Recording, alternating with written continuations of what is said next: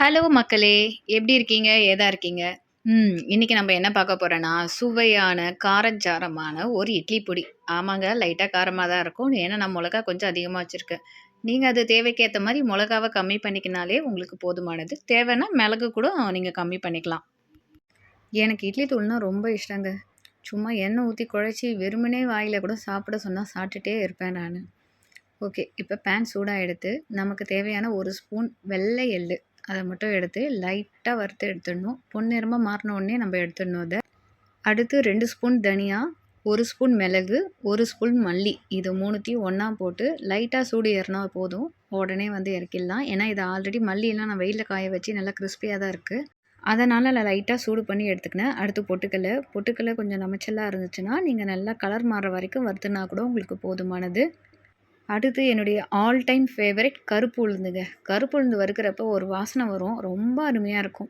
அதுவும் இது போல இட்லி தூளுக்கு கருப்பு உளுந்து மட்டும் தான் என்னுடைய ஃபேவரைட். இதிலேயே வந்து 1 ஸ்பூன் நெய் ஊத்தி வறுத்தீங்கன்னா, இன்னும் நல்லா டேஸ்ட்டா இருக்கும்.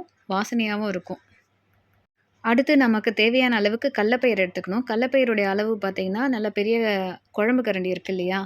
அதில வந்து நான் 2 எடுத்துக்கினேன். நீங்களும் அதே அளவு எடுத்துக்கோங்க. நல்லாயிருக்கும். அடுத்து கருவேப்பிலை. கருவேப்பிலைய ஆல்ரெடி நீங்க தண்ணீல அலசி கொஞ்சம் உலர்த்திட்டு, அதுக்கப்புறமேட்டு அது போல பேன்ல போட்டீங்கன்னா, நல்லா கிரிஸ்பியா வரும். உங்களுக்கு அத தொட்டு பார்த்தீங்கனாலே உங்களுக்கு பொல பொலன்னு அது உடையும். இதுதான் கருவேப்பிலை சரியா வறுபட்டுக்குதா இல்லையான்றதுக்கான பக்குவம். காஞ்ச மிளகாவும் ஆல்மோஸ்ட் அப்படிதான். லைட்டா கலர் மாறுனாலே நீங்க இறக்கிடலாம் போதுமானது. ஏன்னா இது ரொம்ப நீங்க தீய விட்டீங்கன்னா, உங்களுக்கு கருப்பு கலர்ல அப்படியே மாறிடும்.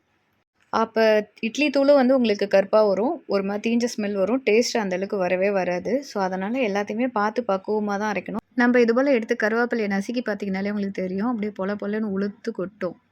இப்ப இதெல்லாம் ஆற வச்சத ஒரு மிக்ஸி ஜார்ல போட்டு வச்சுக்கணும். மிக்ஸி ஜார்ல போட்டு நீங்க அரைக்கிறதுக்கு முன்னாடி கல்லு உப்பும், பெருங்காயத்தூளும் சேர்க்கணும். அதாவது கல்லு உப்பு உங்களுக்கு தேவையான அளவுக்கு நீங்க உப்பு போட்டுட்டு, அது கூடவே பெருங்காயத்தூள் சும்மா 2 சிட்டிகை போட்டிங்கனாலே போதுமானது. இது வந்து நல்லா வாசனைய உங்களுக்கு நல்லா தூக்கி குடுக்கும்.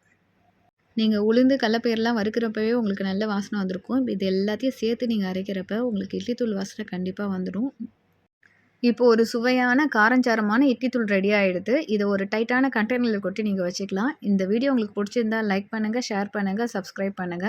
மறக்காம உங்க ஃப்ரெண்ட்ஸுக்குலாம் ஃபார்வர்ட் பண்ணுங்க.